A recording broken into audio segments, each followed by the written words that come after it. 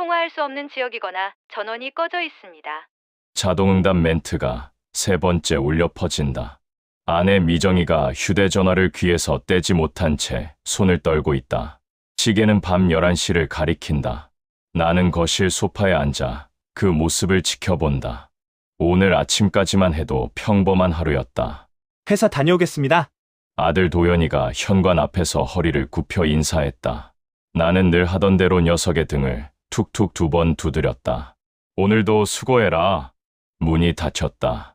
그게 마지막이었다. 저녁 7시가 넘어도 도현이는 돌아오지 않았다. 8시, 9시, 10시. 미정이가 처음 전화를 건 건 10시 반쯤이었다. 여보, 도연이 전화 안 받아. 이상해. 야근일 수도 있지. 조금만 기다려봐. 하지만 11시가 넘자 나도 불안해지기 시작했다. 도현이는 늦어도 꼭 연락하는 녀석이었다. 미정이가 4번째 전화를 건다. 또 같은 멘트만 되풀이된다. 왜 이래? 왜 전화를 안 받는 거야? 나는 회사 번호를 찾아 전화를 걸었다. 몇 번의 신호음 끝에 당직 직원이 받는다. 저 김도현 아버지인데요. 혹시 저희 아들 지금 회사에 있습니까? 아, 김도현 씨요? 잠시만요. 잠시 후 인사팀으로 연결된다는 안내가 들린다. 수화기 너머로 키보드 두드리는 소리가 들린다. 김도현 씨는 오늘 외근 나가셨는데요. 내일 다시 연락 주시겠어요? 외근요. 어디로 나갔는데 밤 11시까지 연락이 안 됩니까? 그건 저희도 정확히는 모르겠습니다. 담당 팀장님께 내일 확인해 보시죠. 전화가 끊긴다. 미정이가 내 얼굴을 올려다본다. 뭐래? 외근 나갔대. 내일 확인해 보자고. 외근. 도연이가 우리한테 그런 얘기 한 적 없는데. 나도 기억이 없다. 도현이는 출근할 때도 회사 다녀오겠습니다 라고만 했다. 외근이라는 말은 한마디도 없었다. 그날 밤 우리 부부는 거의 잠을 이루지 못했다. 미정이는 1시간에 한 번씩 도연이 전화를 걸어봤지만 결과는 똑같았다. 다음 날 아침 9시 나는 곧바로 회사에 전화를 걸었다. 이번엔 인사팀장이라는 사람이 직접 받는다. 아, 네. 김도현 씨 아버님이시죠? 우리 아들 어디 있습니까? 어제부터 연락이 안 됩니다. 아, 그게 단기 해외 연수 프로그램에 선발되어서요. 급하게 출국했습니다. 순간 귀를 의심했다. 해외 연수요? 그게 무슨 소리입니까? 우리 애가 어제 아침에 회사 출근한다고 나갔는데요. 사전에 동의서 받았고요. 회사 차원에서 진행하는 정식 프로그램입니다. 곧 연락할 겁니다. 동의서는 무슨 동의서? 우리한테 한마디 말도 없이 애를 해외로 보냈다는 겁니까? 본인 동의하에 진행된 사항이라 자세한 건 다음 주에 설명드리겠습니다. 그 말만 남기고 전화가 끊겼다. 나는 수화기를 든 채 멍하니 서 있었다. 미정이가 다가와 내 팔을 잡는다. 뭐래요? 도연이 어디 있대요? 해외 연수에 급하게 출국했다고. 해외 연수. 도연이가 그런 얘기 한 적 없잖아요. 나도 모르겠어. 뭔가 이상해. 그날부터 우리 부부의 긴 한 달이 시작됐다. 한 달이 흘렀다. 정확히는 28일째 되던 날이었다. 회사는 그 사이 3번 더 전화를 받았지만 답변은 똑같았다. 프로그램 진행 중입니다. 조금만 기다려 주십시오. 언제까지 기다리란 겁니까? 우리 애 목소리 한 번이라도 들어봤습니까? 현지 사정상 연락이 어렵습니다. 곧 연락드리겠습니다. 늘 그 말뿐이었다. 미정이는 날마다 도현이 방문 앞을 서성였다. 빨래도 개켜두고 이불도 그대로 두었다. 돌아오면 깨끗한 방으로 들어와야지 하면서 나는 경찰에도 신고했다. 하지만 성인이 자발적으로 출국한 기록이 있다며 실종 처리가 어렵다는 답만 들었다. 출입국 기록 보니까 본인 여권으로 정상 출국했네요. 회사 측에서도 연수라고 했고요. 본인 여권이라니 우리 애 여권은 집에 있는데요. 그럼 재발급 받았을 수도 있죠. 일단 회사랑 먼저 해결해 보시고 안 되면 다시 오세요. 문이 닫히는 기분이었다. 그렇게 28일째 밤이 지나고 29일째 새벽 5시 휴대전화 벨소리에 잠이 깼다. 낯선 번호였다. 국가 번호 앞자리가 66점 태국이었다. 여보세요? 혹시 김도현 씨 가족 되시나요? 영어와 한국어가 섞인 목소리가 수화기 너머로 들려온다. 심장이 쿵 내려앉았다. 네, 맞습니다. 저 아버지인데요. 우리 아들 아십니까? 저 NGO에서 일하는 사람입니다. 여기 항구 도시에 한국 청년이 구조되어 있어요. 구조. 그 단어가 귀에 꽂혔다. 구조요. 우리 아들이 지금 어디 있습니까? 지금 쉼터에 있습니다. 여권 없고 휴대폰도 없고 명함 뒷면에 적힌 번호만 기억해서 연락했어요. 명함. 도연이가 항상 지갑에 넣고 다니던 회사 명함. 뒷면에 내 번호를 적어뒀었다. 상태는 우리 아들 괜찮습니까? 많이 지쳐 있지만 안전합니다. 걱정 마세요. 무릎에 힘이 풀렸다. 수화기를 쥔 손이 떨렸다. 옆에서 미정이가 벌떡 일어나 내 팔을 잡는다. 여보, 누구예요? 도연이 소식이에요. 나는 고개를 끄덕였다. 그 순간 미정이의 눈에서 눈물이 쏟아졌다. 살아있어요? 우리 아들 살아있대요. 살아있어! 살아있대! 미정이는 그 자리에 주저앉으며 내 손을 꽉 쥐었다. 나도 더 이상 말을 잇지 못했다. 수화기 너머 NGO 담당자가 조심스럽게 말을 이었다. 지금 도현 씨 옆에 있어요. 잠깐 바꿔드릴까요? 네, 부탁합니다. 잠시 후 수화기 너머로 익숙한 목소리가 들려왔다. 떨리고 작지만 분명 내 아들의 목소리였다. 아빠, 도현아, 너 괜찮니? 미안해요. 말도 못하고 여기까지 와버렸어요. 아니야. 내가 살아있으면 됐어. 다친 데는 없니? 괜찮아요. 이제 집에 갈 수 있을 것 같아요. 그 말에 미정이가 수화기를 빼앗다시피 잡았다. 도연아, 엄마야. 엄마 목소리 들려. 엄마 걱정 끼쳐드려서 죄송해요. 아니야. 살아있으면 다야. 우리 금방 갈게. 조금만 기다려. 통화가 끝난 뒤 우리 부부는 한참 동안 말없이 앉아 있었다. 눈물이 마를 때까지. 해가 뜨자 나는 곧바로 회사에 전화를 걸었다. 이번엔 목소리가 달랐다. 최 팀장, 저 김도현 아버지입니다. 아, 네. 무슨 일이시? 우리 아들 태국 NGO 쉼터에서 구조됐습니다. 회사에서 보냈다는 그 연수가 도대체 뭡니까? 수화기 너머로 잠시 침묵이 흘렀다. 확인해 보겠습니다. 확인은 무슨 확인? 당장 오늘 안에 만납시다. 회사로 갑니다.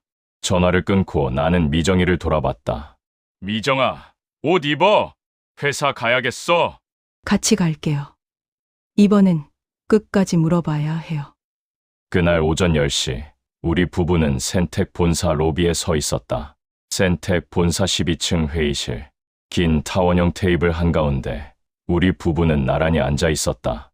맞은편에는 대표이사 최영진 팀장, 그리고 법무담당이라는 직원이 자리를 잡았다. 대표이사는 50대 후반쯤 되어 보였다. 회색 정장에 금태 안경을 쓴 그는 우리를 보자마자 고개를 숙였다. 먼저 심려를 끼쳐드린 점 사과드립니다. 사과. 그 단어가 먼저 나왔지만 나는 속으로 코웃음을 쳤다. 한 달 동안 제대로 된 설명 한 번 없던 사람들이 이제 와서 사과라니. 사과는 나중에 받겠습니다. 우선 설명부터 해주십시오. 우리 아들이 분명히 회사 출근한다고 나갔습니다. 언제, 누가, 어디로 해외를 보냈다는 겁니까? 대표이사가 앞에 놓인 서류 뭉치를 펼친다. 미리 준비해 둔 듯한 답변이었다. 해외 연수 프로그램이었습니다. 사전에 동의서를 받았고요. 회사 차원에서 안전하게 관리하려 했습니다만. 동의서요? 우리 애가 언제 동의서를 썼습니까? 최영진이 서류 한 장을 밀어 넘긴다. 해외 파견 동의서라고 적힌 양식이 눈에 들어온다. 하단에 도연이 이름이 인쇄되어 있고 서명란에는 삐뚤한 글씨가 적혀 있다. 나는 그 서명을 뚫어지게 바라봤다. 도연이 글씨체가 맞는 것 같기도 하고 아닌 것 같기도 했다. 이게 우리의 서명 맞아요? 본인이 직접 작성한 것으로 확인됩니다. 확인은 무슨 확인? 안전하게 관리했다면서요.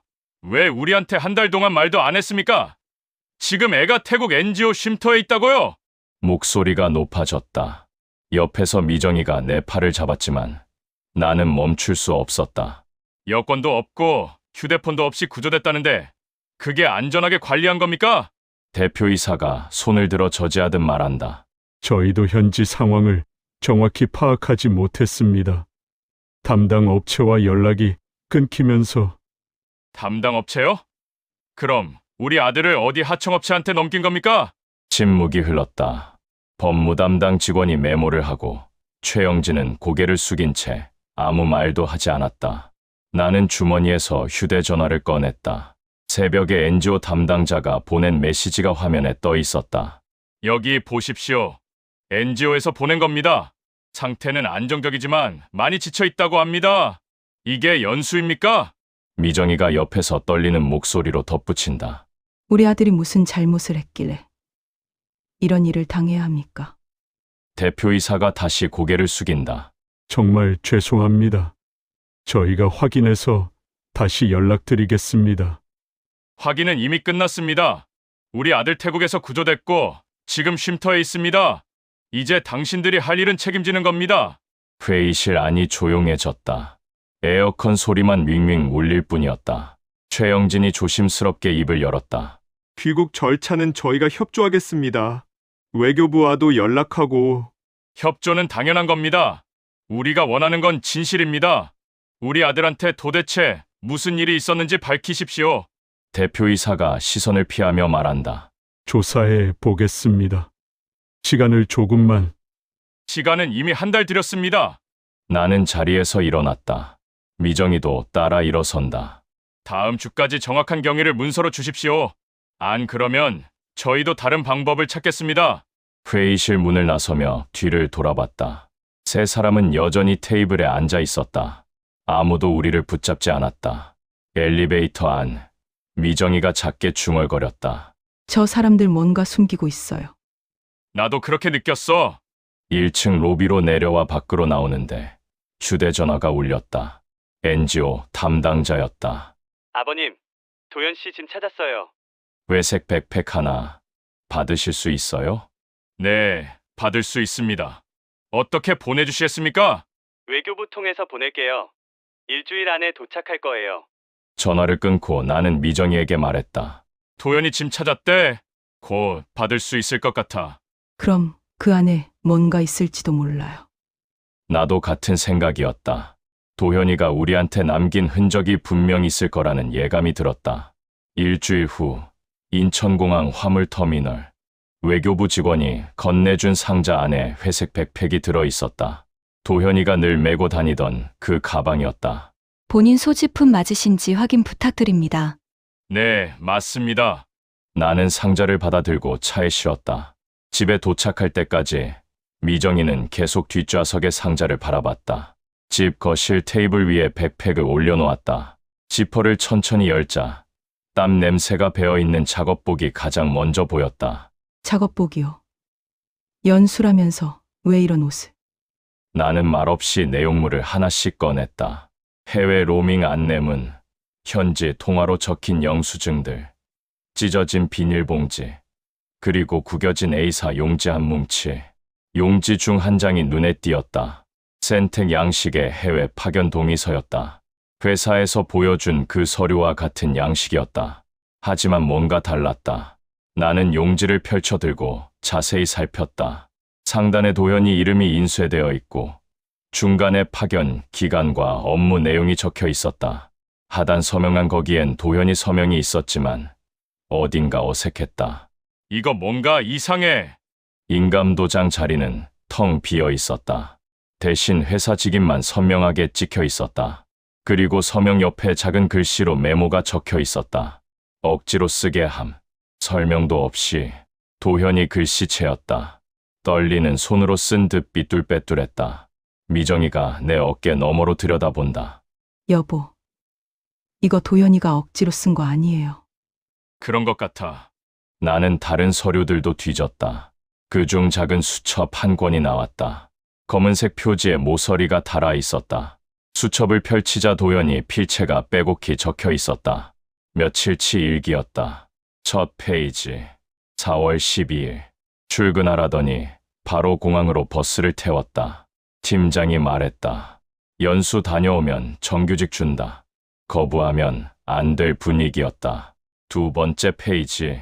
4월 13일. 도착한 곳은 공장이었다. 말이 연수지. 사실상 인력 빼돌리는 것 같다. 휴대폰은 작업 시간 내내 압수. 엄마한테 말하고 싶지만 연락 금지라고 했다. 세 번째 페이지. 4월 17일. 하루 12시간 넘게 일한다. 안전교육은 형식적. 어제 옆라인 작업자가 다쳤는데도 병원 안 보내줬다. 네 번째 페이지. 4월 20일. 못 버티겠다. 오늘 팀장한테 전화 달라고 했는데 씹혔다. 이게 정말 합법인가? 다섯 번째 페이지. 4월 25일. 탈수로 쓰러졌다. 정신 차리니 어디 다른 곳이었다. 누가 날 여기로 데려왔는지 모르겠다. 현지 사람들이 친절하다. 한국말 조금 하는 사람이 괜찮아, 안전해라고 했다. 마지막 페이지. 4월 28일. 여기가 NGO 쉼터라고 한다. 아빠 전화번호 겨우 기억해냈다. 명함에 적어뒀던 번호. 부디 연락이 닿기를. 수첩을 읽는 내내 손이 떨렸다. 미정이는 옆에서 눈물을 닦았다. 우리 애가 이런 걸 겪었어요. 이건 연수가 아니야. 강제 노동이었어. 나는 수첩을 테이블에 내려놓고 다시 백팩 안을 뒤졌다. 구석에 비닐봉지 하나가 더 있었다. 안에는 현지 신문 스크랩과 사진 몇 장이 들어있었다. 공장 전경, 낡은 기숙사, 그리고 도현이가 쓰러져 있는 사진. 누가 찍었는지 모르지만 증거였다. 미정아, 이거 전부 복사해야겠어. 네. 그리고 변호사 찾아야 할 것 같아요. 나는 고개를 끄덕였다. 더 이상 회사 말만 듣고 있을 수는 없었다. 그날 저녁, 나는 지인 소개로 노동사건을 주로 맡는 변호사를 만났다. 수첩 복사본과 동의서, 사진들을 보여주자 변호사는 표정이 굳어졌다. 이건 명백한 강제 근로입니다. 게다가 안전의무 위반, 근로기준법 위반 소지도 있습니다. 법적으로 대응 가능합니까? 가능합니다. 우선 노동청에 진정을 넣고 필요하면 형사 고발도 검토해야 합니다. 그렇게 해주십시오. 변호사는 서류를 정리하며 한마디 덧붙였다. 한 가지 더 확인하고 싶은 게 있습니다. 회사와 현지 업체 사이에 오간 문서가 있을 겁니다. 그걸 확보할 수 있으면 더 유리합니다. 어떻게 확보합니까? 노동청 조사 들어가면 회사 서버 열람 가능합니다. 그때까지 기다려야죠. 나는 집으로 돌아와 미정이에게 말했다. 노동청에 진정 넣기로 했어. 이제 제대로 싸워야 해. 도연이 귀국하면 직접 증언할 수 있겠죠. 그래야지. 우리 아들 목소리가 가장 중요해. 그날 밤, 나는 도연이 수첩을 다시 한번 펼쳐들었다. 삐뚤빼뚤한 글씨 하나하나가 가슴을 찔렀다. 이건 단순히 우리 아들만의 문제가 아니었다. 누군가의 아들, 누군가의 딸이 또 이런 일을 겪을 수도 있다는 생각이 들었다. 도현아, 아빠가 끝까지 책임 물을게. 수첩을 덮고 눈을 감았다. 내일부터 진짜 싸움이 시작될 것이다. 나는 나중에 도현이에게서 그날의 이야기를 들을 수 있었다. 아들이 털어놓은 한 달간의 기록은 이랬다. 4월 12일 아침, 도현이는 평소처럼 출근했다. 하지만 회사 건물이 아니라 근처 주차장에 세워진 낡은 승합차로 안내받았다. 도현 씨, 오늘부터 해외 연수 간다. 잘하면 정규직 전환 기회 있어. 해외 연수요? 저 그런 얘기 처음 듣는데요. 어제 공지 안 봤어. 선발됐으니까 가는 거야. 싫으면 그만둬도 돼. 승합차 안에는 이미 직원 5명이 타 있었다. 모두 20대 사회 초년생들이었다. 서로 얼굴만 쳐다볼 뿐 아무도 말이 없었다. 도현이는 마음이 불안했지만 이 기회를 놓치면 안 된다는 팀장의 말에 떠밀리듯 차에 올랐다. 공항까지 2시간. 그 사이 휴대폰은 수거당했다. 현지 도착하면 돌려줄게. 보안상 문제라서. 인천공항에서 받은 건 왕복 항공권과 여권, 그리고 A사 용지 한 장이었다. 해외 파견 동의서라는 제목이 적혀 있었다. 여기 서명만 하면 돼. 형식적인 거니까. 내용 좀 읽어봐도 될까요? 시간 없어. 비행기 곧 출발이야. 빨리 써. 도현이는 서류를 제대로 읽지도 못한 채 서명했다. 옆에 작은 글씨로 적었다. 억지로 쓰게 함. 설명도 없이. 비행기는 태국행이었다. 방콕 공항에 도착한 건 저녁 8시쯤. 현지 하청업체 직원이 픽업을 나왔다. 그들은 도현이를 포함한 직원들을 낡은 승합차에 태웠다. 시내가 아니라 외곽으로 향했다. 1시간을 달려 도착한 곳은 공장 단지였다. 여기서 한 달 일하면 돼. 숙소는 저기. 도현이가 본 숙소는 컨테이너를 개조한 좁은 방이었다. 6명이 한 방에 들어가야 했다. 다음 날부터 작업이 시작됐다. 안전 교육은 형식적이었다. 통역도 제대로 안 됐다. 그냥 영상 하나 보여주고 끝이었다. 혹시 한국어로 된 매뉴얼 없나요? 없어. 보고 배워. 작업 시간은 오전 7시부터 밤 9시까지. 점심시간 1시간, 저녁시간 30분 빼고는 쉬지 못했다. 도현이는 전자부품 조립 라인에 배치됐다. 하루 종일 서서 같은 동작을 반복했다. 손목이 아프고 다리가 부었다. 휴대폰은 작업 시간 내내 압수됐다. 돌려받는 시간은 밤 10시. 그때쯤이면 너무 피곤해서 전화할 기력도 없었다. 집에 전화 좀 하고 싶은데요. 일주일 후에 해. 적응 기간이야. 일주일이 지나도 상황은 같았다. 어느 날, 옆 라인에서 일하던 동료가 기계에 손가락을 다쳤다. 피가 흘렀지만 관리자는 간단히 소독만 하고 다시 일을 시켰다. 병원 안 보내줘요? 보내주겠어? 그냥 참아야지. 도현이는 그때부터 수첩에 일기를 쓰기 시작했다. 나중을 위한 기록이었다. 4월 20일. 도현이는 참다 못해 팀장에게 전화를 달라고 요청했다. 하지만 씹혔다. 아직 안 돼. 조금만 더 기다려. 4월 25일. 도현이는 탈수와 과로로 작업장에서 쓰러졌다. 정신을 차렸을 때는 낯선 침대 위였다. 흰 벽, 선풍기 소리, 그리고 누군가 한국어로 말하는 목소리. 괜찮아요. 여기 안전해요. 도현이를 구조한 건 현지 노동인권단체였다. 공장에 정기 점검을 나왔다가 쓰러진 도현이를 발견하고 경찰과 함께 데려간 것이었다. NGO 쉼터에서 도현이는 비로소 안정을 찾았다. 하지만 여권도 휴대폰도 없었다. 회사가 압수해간 뒤 돌려주지 않았던 것이다. 집에 연락하고 싶어요. 부모님이 걱정하실 거예요. 번호 기억나요? 도현이는 명함 뒷면에 적어뒀던 아버지 번호를 간신히 기억해냈다. 손이 떨려서 몇 번이나 다시 적었다. 그렇게 나한테 전화가 온 것이었다. 도현이는 나중에 말했다. 아빠, 저 그때 정말 무서웠어요. 집에 못 돌아갈 줄 알았어요. 그 말을 들으며 나는 주먹을 꽉 쥐었다. 회사가 우리 아들한테 한 짓이 이런 거였다. 연수가 아니었다. 강제 노동이었고 인권 유린이었다. 나는 변호사에게 도현이가 들려준 이야기를 모두 전했다. 변호사는 녹음을 하며 고개를 끄덕였다. 이건 형사 고발 사안입니다. 노동청뿐 아니라 경찰 수사도 필요합니다. 그렇게 해주십시오. 우리 아들이 겪은 일, 다시는 누구도 겪으면 안 됩니다. 노동청 진정서는 그 주 안에 접수됐다.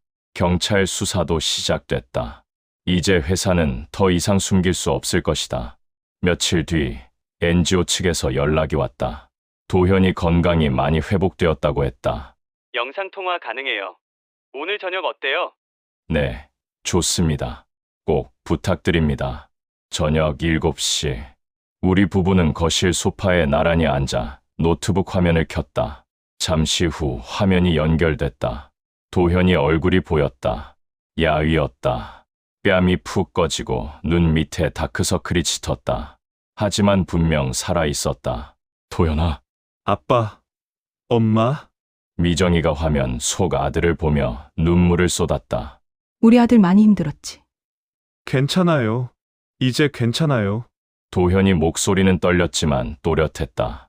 몸은 어때? 다친 데는 없니? 많이 나아졌어요. 여기 사람들이 잘 돌봐줘요.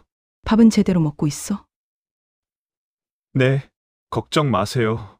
하지만 화면 속 아들은 여전히 수척했다. 나는 속으로 이를 꽉 물었다. 도현아, 아빠가 지금 회사랑 싸우고 있어. 변호사도 선임했고 노동청 진정도 넣었어. 아빠 미안해요. 제가 잘못 선택해서. 아니야, 내 잘못이 아니야. 회사가 잘못한 거지. 우리 금방 갈. 조금만 더 기다려. 엄마, 아빠, 저 집에 갈 수 있을 것 같아요. 외교부에서 귀국 절차 도와준대요. 그 말에 미정이가 화면을 쓰다듬었다. 그래, 빨리 와. 엄마가 맛있는 거 많이 해줄게. 영상통화는 20분 정도 이어졌다. 도현이는 쉼터 생활을 얘기했고 우리는 집 소식을 전했다. 통화가 끝난 뒤 미정이는 한참 동안 말이 없었다.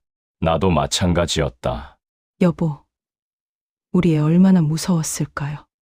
이제 곧 돌아와. 조금만 더 참자. 그날 밤 나는 변호사에게 전화를 걸었다. 영상통화로 도현이 봤습니다. 상태가 좋지 않습니다. 노동청 조사 곧 시작됩니다. 회사 서버 열람 영장도 신청했습니다. 빨리 진행해 주십시오. 며칠 후 노동청에서 회사 조사를 시작했다는 연락이 왔다. 그리고 그 다음 주 나는 변호사와 함께 다시 센텍 본사를 찾았다. 이번엔 분위기가 달랐다. 회의실에는 대표이사와 최영진뿐 아니라 법무팀 여러 명이 앉아 있었다. 책상 위에는 두툼한 서류 뭉치가 쌓여 있었다. 변호사가 가방에서 파일을 꺼내 테이블 위에 펼쳤다. 도현이 수첩 복사본, 동의서, 사진, 그리고 NGO가 보내온 공문. 이게 다 증거입니다. 귀사가 보낸 직원이 현지에서 겪은 일들입니다. 대표이사가 서류를 넘겨보더니 표정이 굳었다. 출입국 기록도 확보했습니다. 항공권 구매 내역, 현지 하청업체와의 계약서도 있습니다. 최영진이 고개를 들지 못한 채 입술만 달싹였다. 이건 자발적 연수가 아닙니다. 사실상 강제 해외 파견입니다. 근로기준법 위반, 안전의무 위반, 그리고 사기 혐의도 검토 중입니다. 우리 아들이 쓴 수첩 보셨습니까? 억지로 쓰게 함이라고 적혀 있습니다. 이게 동의입니까? 대표이사가 입을 열었다. 저희도 현지 상황을 제대로 파악하지 못했습니다. 하청업체가. 하청업체 핑계는 그만 대십시오. 직원을 보낸 건 당신들입니다. 목소리가 떨렸다. 분노가 치밀어 올랐다. 우리 아들이 탈수로 쓰러졌습니다. 하루 12시간씩 일했습니다. 휴대폰도 압수당했습니다. 이게 연수입니까? 회의실이 조용해졌다. 에어컨 소리만 웅웅거렸다. 변호사가 다시 파일을 꺼냈다.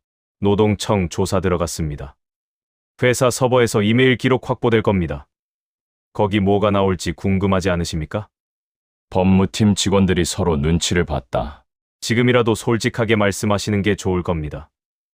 수사 본격화되면 형사 처벌까지 갈 수 있습니다. 대표이사가 깊은 한숨을 쉬었다. 저희가 관리 소홀했습니다. 인정합니다. 관리 소홀이 아닙니다. 범죄입니다. 최영진이 고개를 들었다. 그의 눈빛에는 처음으로 후회가 비쳤다. 죄송합니다. 정말 죄송합니다. 나는 그 사과를 받아들이지 않았다. 아직은. 사과는 우리 아들한테 직접 하십시오.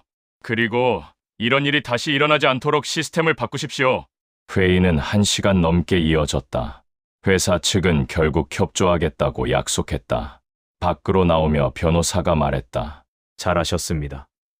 이제 노동청 조사 결과만 나오면 됩니다. 도현이 귀국은 언제쯤 가능할까요? 외교부 쪽에서 이번 주 안에 항공편 잡아준다고 합니다. 고맙습니다. 집으로 돌아가는 차 안, 미정이가 말했다. 곧 끝나겠죠? 이제 조금만 더 버티면 돼. 하지만 나는 알고 있었다. 진짜 싸움은 이제부터였다. 노동청 조사가 본격화됐다. 일주일 후 변호사에게서 전화가 왔다. 아버님, 중요한 증거 나왔습니다. 회사 서버에서 이메일 기록 확보했습니다. 어떤 내용입니까? 직접 보시는 게 좋겠습니다. 사무실로 오실 수 있으세요? 1시간 후 나는 변호사 사무실에 앉아 있었다. 변호사가 노트북 화면을 돌려 보여줬다. 이메일 제목 긴급 인력 요청건, 발신 현지 하청업체, 수신 센텍 인사팀, 인원 빠듯하니 국내 인력 바로 보내달라. 최소 5명 이상, 이번 주 안으로. 답장, 이메일, 발신 센텍 인사팀, 수신 현지 하청업체, 인원 선발 완료. 4월 12일 출국 예정. 서류는 나중에 맞추면 됨. 나는 화면을 뚫어지게 바라봤다. 서류는 나중에 맞추면 됨이라니. 이게 증거입니까? 명백한 증거입니다. 사전 동의 없이 직원을 해외로 보낸 겁니다. 다음 이메일은 더 충격적이었다. 발신 센텍 법무팀, 수신 인사팀, 유가족문에 들어오면 단기 연수라고만 설명하라. 구체적인 위치나 업체명은 언급 금지. 유가족, 우리를 그렇게 불렀다. 마치 도연이가 죽은 것처럼. 나는 주먹을 쥐었다.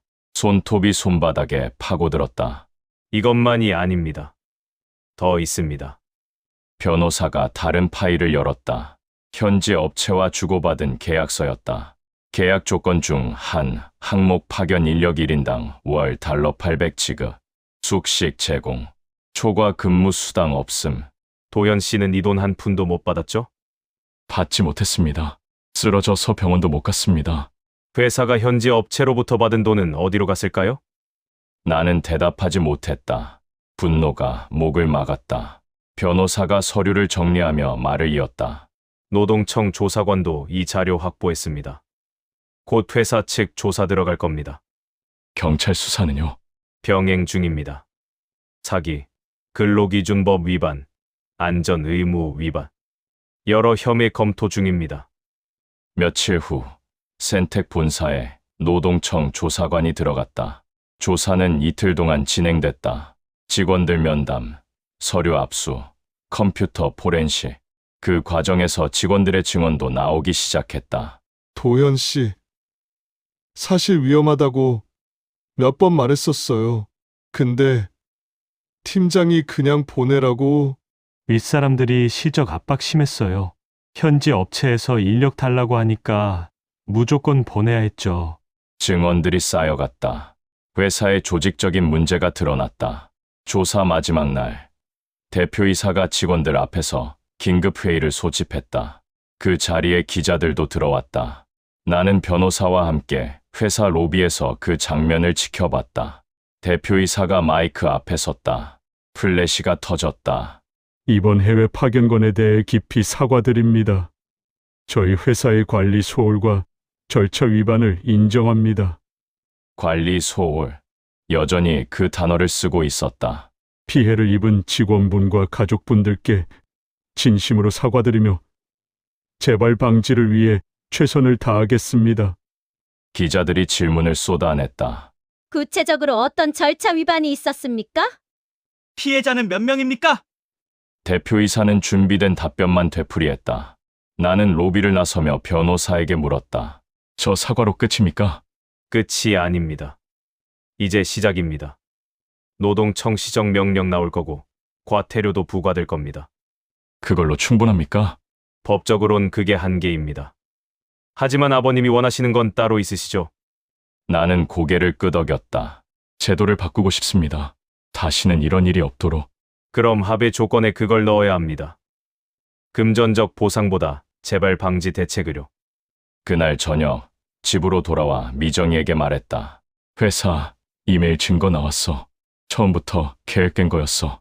그럼 이제 어떻게 되는 거예요? 법적으론 처벌받을 거야. 하지만 우리가 원하는 건 그게 아니잖아. 맞아요. 우리 아들 같은 사람이 또 나오면 안 되죠. 합의할 때 그 조건 넣을 거야. 제도 개선, 안전 교육 의무화, 가족 통해 절차, 그런 것들. 미정이가 고개를 끄덕였다. 그게 맞아요.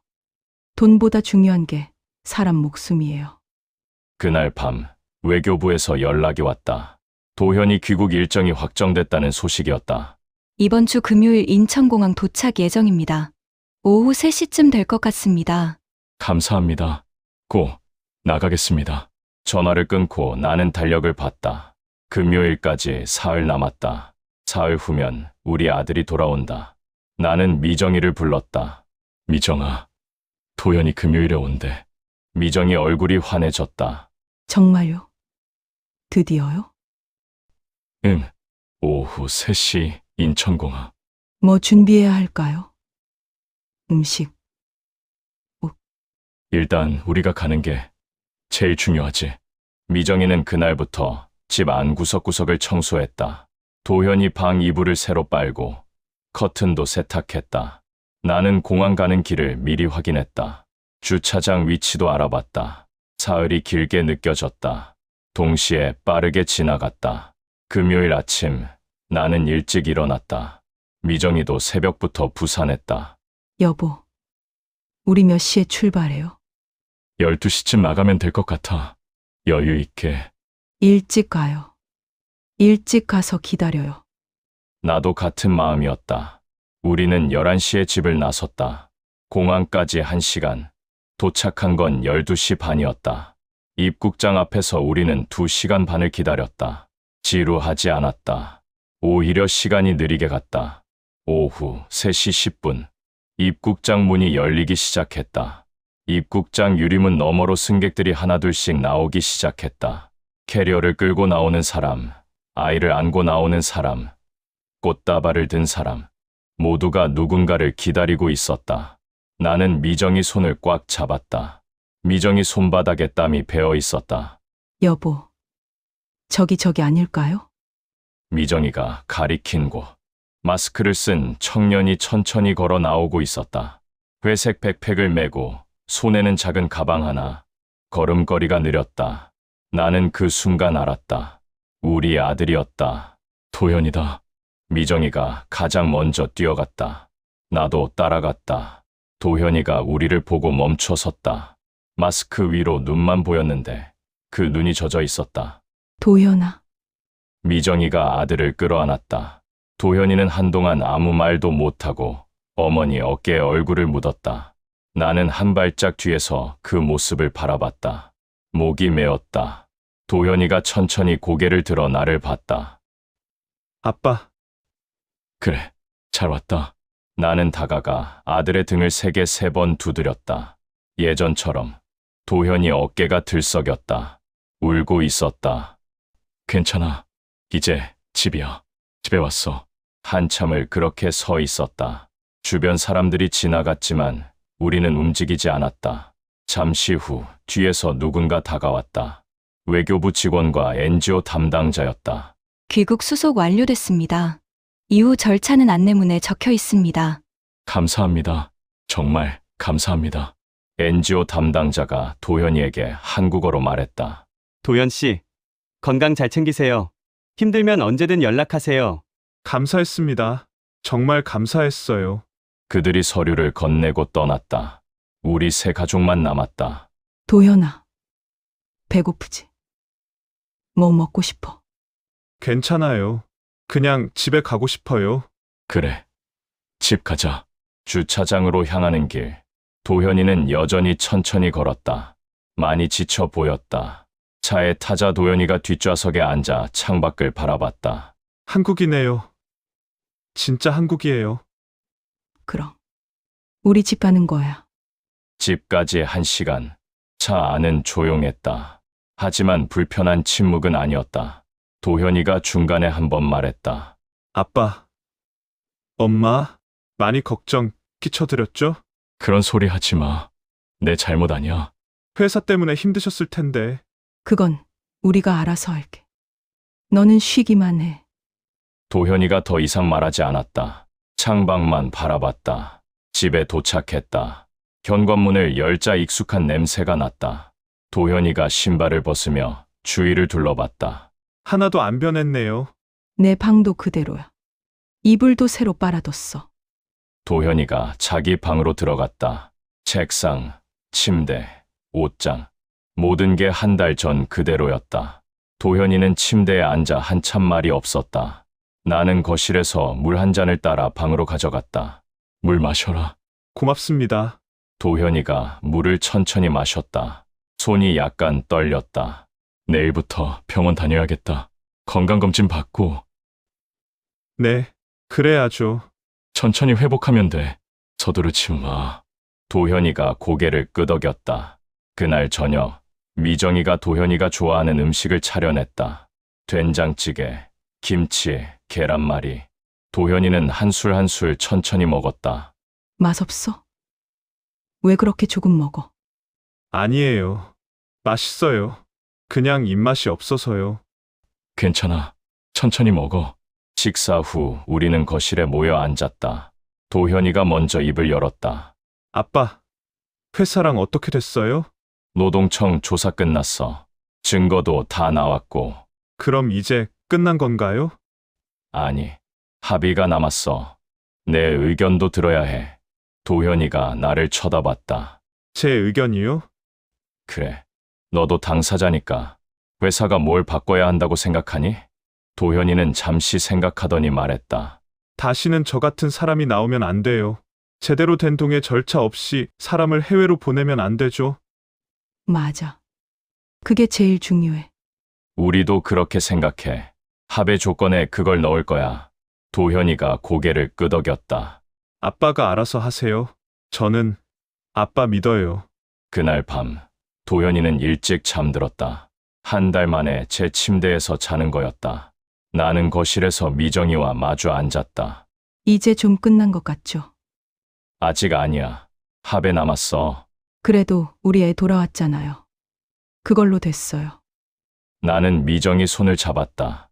고생 많았어. 이제 조금만 더 힘내자. 당신도 고생했어요. 우리는 한참 말없이 앉아 있었다. 도현이 방에서 새어나오는 작은 불빛을 바라보며 돌아왔다. 우리 아들이 집으로 돌아왔다. 이제 남은 건 마무리였다. 도현이 귀국한 지 일주일이 지났다. 병원 검진 결과 큰 이상은 없었지만 심리 상담이 필요하다는 소견이 나왔다. 도현이는 매주 2번씩 상담을 받기로 했다. 그 사이 회사 측에서 합의 요청이 들어왔다.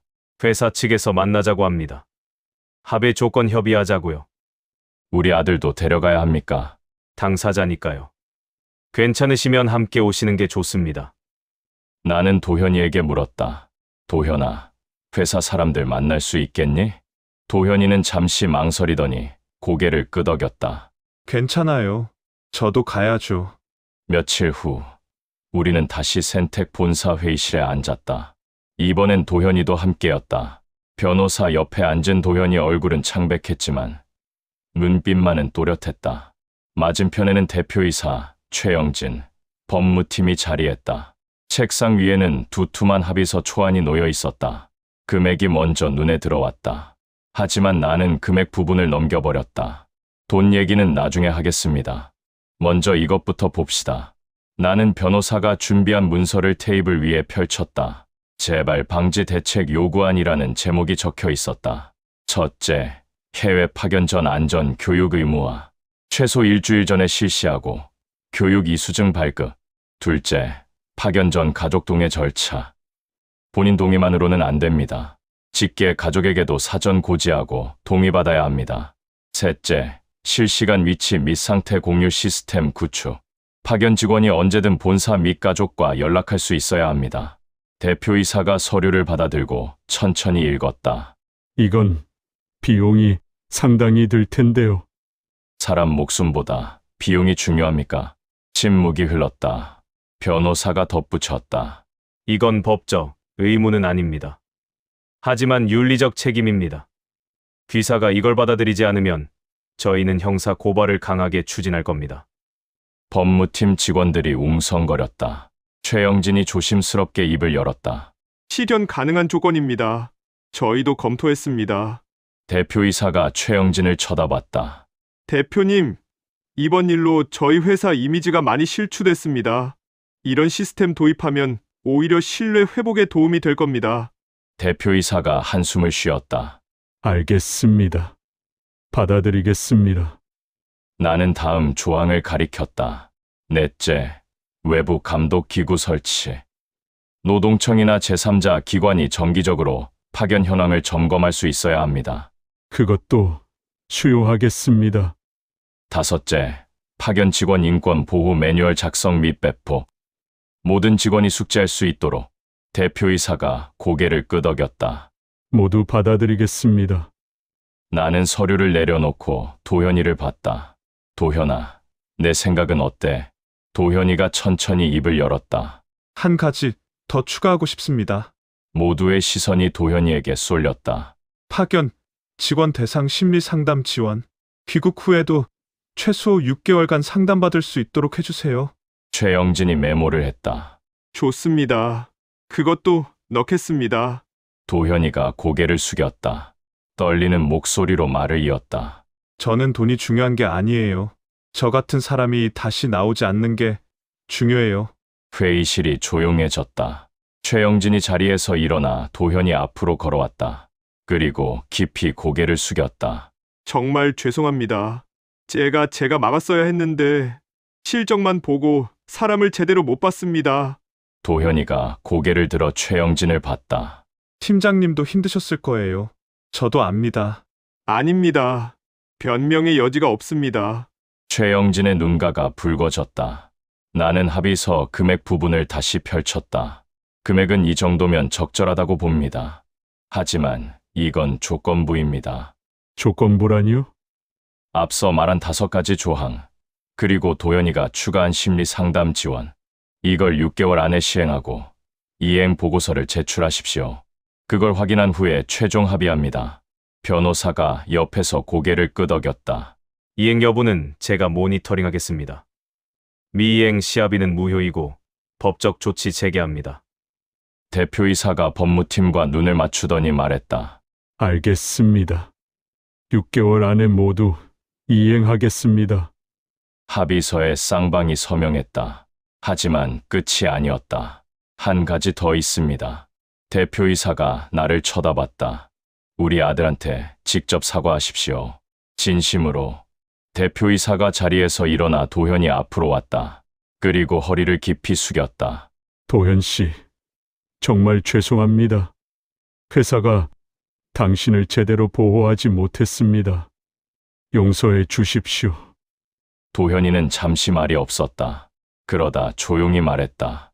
약속 지켜주세요. 그게 사과를 받아들이는 조건입니다. 반드시 지키겠습니다. 회의가 끝나고 우리는 회의실을 나섰다. 엘리베이터 안, 변호사가 말했다. 잘하셨습니다. 이런 합의는 처음 봅니다. 당연한 걸 요구한 것뿐입니다. 1층 로비에서 도현이가 멈춰섰다. 아빠, 이제 끝난 건가요? 6개월 뒤에 끝나는 거야. 제대로 지키는지 끝까지 봐야지. 그때까지 제가 뭘 하면 될까요? 내 삶을 살면 돼. 천천히 회복하고 다시 시작하면 돼. 도현이가 고개를 끄덕였다. 밖으로 나오는데 미정이가 로비 벤치에 앉아 우리를 기다리고 있었다. 어떻게 됐어요? 합의했어. 우리가 원하는 대로. 미정이가 환하게 웃었다. 그럼 이제 진짜 끝이네요. 응. 이제 집에 가자. 차에 타고 집으로 가는 길. 도현이가 뒷좌석에서 창밖을 보며 말했다. 아빠, 저 이제 새 회사 알아봐도 될까요? 그래. 천천히 찾아봐. 좋은 곳으로. 이번엔 제대로 된 곳으로 가고 싶어요. 당연하지. 엄마 아빠가 같이 알아봐줄. 도현이가 작게 웃었다. 한 달 만에 보는 아들의 웃음이었다. 2달이 흘렀다. 도현이는 심리 상담을 꾸준히 받으며 조금씩 회복했다. 악몽을 꾸는 횟수도 줄어들었다. 그리고 새 직장을 구했다. 중소 IT 기업의 개발팀이었다. 면접 때 도현이는 솔직하게 자기 이야기를 했다. 센텍에서 있었던 일 언론에서 봤습니다. 많이 힘드셨겠어요? 네, 하지만 이제 괜찮습니다. 다시 시작하고 싶습니다. 우리 회사는 작지만 직원을 소중하게 생각합니다. 해외 파견 같은 것도 없고요. 그게 제일 중요합니다. 합격 통보를 받은 날, 도현이는 우리에게 근로계약서를 보여줬다. 아빠, 이거 좀 봐주세요. 이상한 조항 없나요? 나는 계약서를 꼼꼼히 읽었다.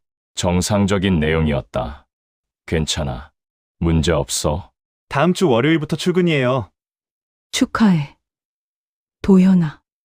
미정이가 아들을 껴안았다. 월요일 아침이 왔다.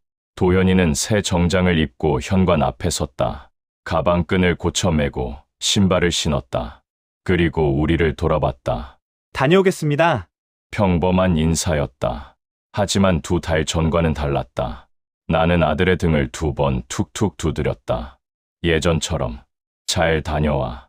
도현이가 문을 열고 나갔다. 문이 닫혔다. 미정이가 옆에서 말했다. 이번엔 진짜 출근하는 거죠. 그래. 이번엔 진짜야. 나는 창문으로 다가가 아래를 내려다봤다. 도현이가 아파트 단지를 걸어 나가는 모습이 보였다. 휴대전화가 울렸다. 도현이였다. 아빠, 저 지금 버스 타요. 회사 가는 거 맞죠? 나는 웃음이 나왔다. 그래, 맞아. 잘 가. 오늘 퇴근하고 같이 밥 먹어요. 그동안 못했던 얘기 천천히 해요. 그래, 그러자. 전화를 끊었다. 미정이가 내 옆으로 와서 함께 창밖을 봤다. 이제 좀 끝난 것 같네요.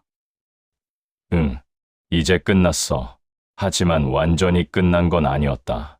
센택은 약속을 지켰다.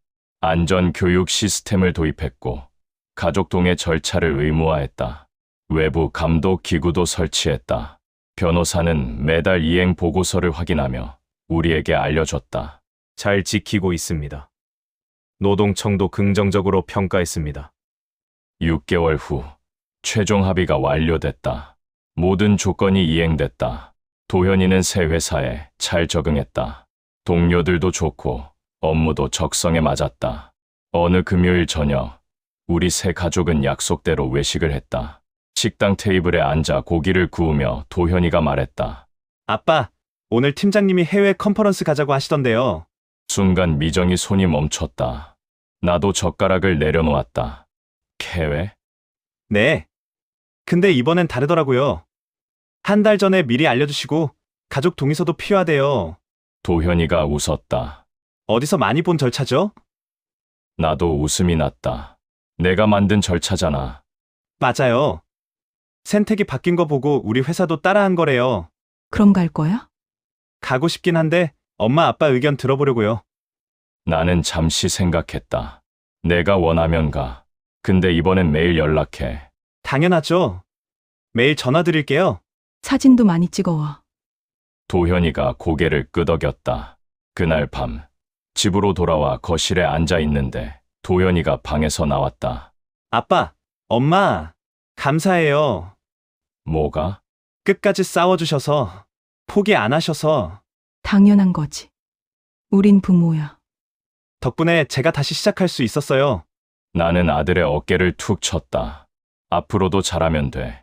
도현이가 방으로 들어갔다. 문이 닫혔다.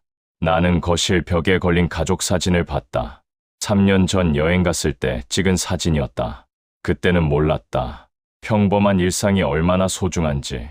회사를 나간 아들이 저녁에 무사히 돌아오는 거. 아침에 다녀오겠습니다 하고 나간 아들이 밤에 다녀왔습니다 하며 들어오는 거. 그게 당연한 게 아니라는 걸. 우리는 2달간의 악몽을 통해 배웠다. 그리고 이제 안다.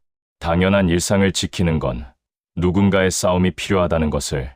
미정이가 옆으로 와서 내 손을 잡았다. 이제 진짜 끝났죠? 응, 이제 진짜 끝났어. 창밖으로 밤하늘이 보였다. 별이 몇 개 반짝이고 있었다. 도현이 방 불이 꺼졌다. 아들은 내일 또 출근할 것이다. 평범하게. 그리고 저녁에 돌아올 것이다. 안전하게. 그걸로 충분했다.